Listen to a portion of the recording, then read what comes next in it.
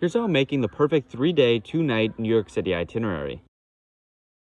Before you can get an itinerary like this, where you've divided it into days and locations, the first thing I like to do is list a bunch of places you want to go to and make sure you include prices for anything that needs a ticket. To find things like this, you could just look up best things to do in New York City, or you can check out a blog and read from there. Then what I like to do is just go to the map and see where your starting point is. So for me, I'm going to be starting right along this line. Basically, that's where I transit into Manhattan.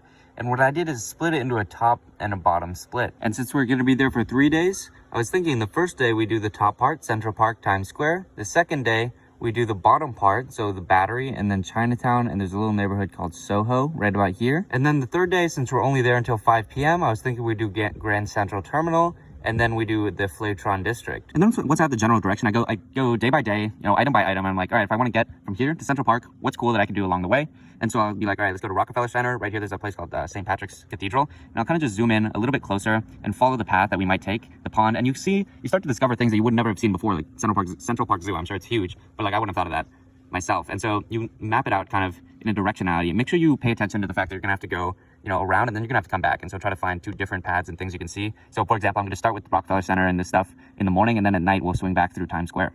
And I kind of like to follow this structure where you're finding a path and following that for each day.